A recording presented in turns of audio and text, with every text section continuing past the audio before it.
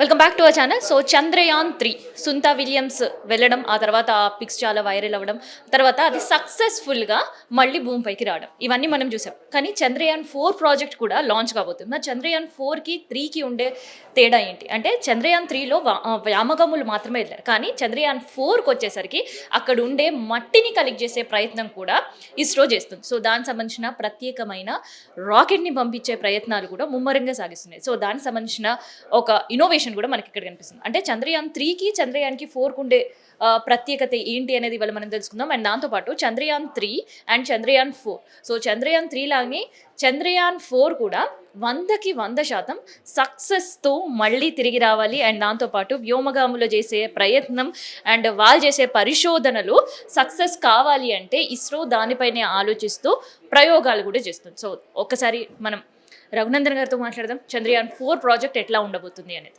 So దీని లోపటనే crew module ఉంటుంది. ఆ క్రూ మాడ్యూల్లోనే ఈ యొక్క వ్యోమగాములు ఉంటారు. సో ఇది చాలా ఇంపార్టెంట్ అని మనం చెప్పుకోవచ్చు.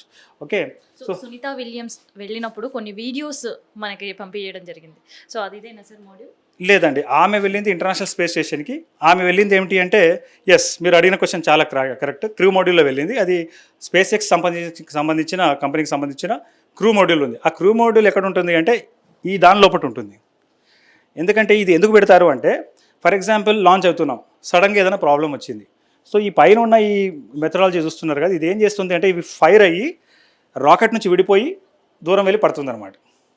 సో అందు గురించే ఈ యొక్క క్రీ ఎస్కేప్ సిస్టమ్ని మన ఇండియా కోసం అమర్చుకున్నాం. సో ఏ దానికైనా సరే క్రూ ఎస్కేప్ సిస్టమ్ ఇంపార్టెంట్ అనమాట. సడన్గా ఏదైనా ప్రాబ్లమ్స్ ఏం చేస్తాం, ఇంతకుముందు అయితే బూడిద అయిపోయేవాళ్ళు. సో ఇప్పుడు ఏంటంటే ఈ క్రూ ఎస్కేప్ సిస్టమ్ ఉండడం వల్ల, అయితే క్రూ మాడ్యూల్ ఏమో దీని లోపల ఉంటుంది, అందులో వ్యోమగాములు కూర్చుంటారు, అట్లా అనమాట. సరే, సో అదే కాకుండా ఇప్పటిదాకా మన ఇస్రో మిషన్స్ మనం చూస్తే అది ఒకసారి మనం వాడగలుగుతున్నాం, మరోసారి దాన్ని యూజ్ చేయలేకపోతున్నాం. సో ఇప్పుడు ఇస్రో ఏం చేస్తుందంటే reusable launch vehicle system, RLVTD అంటారు దీన్ని. సో ఈ RLVTDని మన ఇస్రో తయారు చేస్తూ ఉంది, ఇప్పటిదాకా ఎక్స్పెరిమెంట్ చేస్తూ ఉంది. సో రానున్న రోజుల్లో ఒకసారి రాకెట్ని ఒకేసారి కాకుండా మళ్ళా ఎలా వాడాలి అనే ఒక టెక్నాలజీకి సంబంధించిన వ్యవస్థ ఇదని చెప్పుకోవాలి. ఫైనల్గా ఇక్కడ మీరు చూస్తే ఇది HRLV అంటారండి. అంటే ఇప్పటిదాకా మనము మానవరహిత మిషన్స్ మనము చేసాం, అంటే ఉట్టి ఉపగ్రహాలని మనుషులు లేకుండా ఎన్నో మిషన్స్ పంపించాం. రానున్న రోజుల్లో మనుషులతో కూడిన ప్రయోగం మనం చేయాలి అంటే ఈ వెహికలే మనకు అందుబాటులోకి వస్తుంది.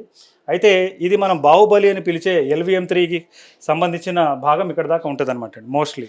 ఈ మిగతా భాగం అంతా మనం చూస్తున్నాం కదా, ఇది గగనయాన్కి సంబంధించిన మనం చూసాం ఇందాక క్రూ ఎస్కేప్ సిస్టమ్. సో ఇందులో ఏమవుతుంది అంటే, ఈ LVM-3ని దాన్ని HRLVగా మనము ఆల్రెడీ ఎక్స్పెరిమెంట్ చేసాం.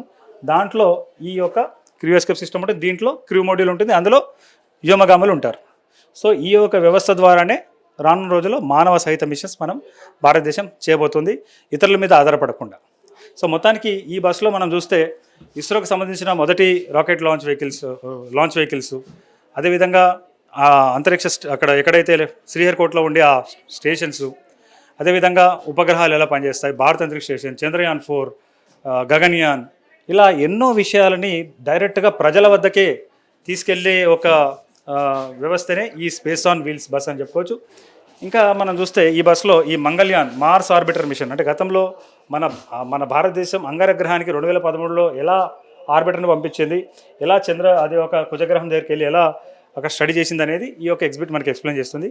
అండ్ ఫైనల్గా ఇప్పుడు చంద్రయాన్ 3 అయితే మనం ఇందాక అర్థం చేసుకున్నాం, చంద్రయాన్ 4 కూడా ఎలా ఉండబోతుంది, ఆ ఒక ప్రయాణం అంటే భూమి నుంచి అది ఎలా చక్కర్లు కొడుతూ ఒక కావాల్సిన వేగం వచ్చిన తర్వాత ఎలా తన ప్రయాణం చంద్రుడి దాకా చేస్తుంది, చంద్రుడి దాకా చేసిన తర్వాత ఎలా అది చంద్రుడికి మళ్ళీ దగ్గర అయ్యి ఆ చంద్రమండలం ఎట్లా దిగుతుందని చెప్పడానికి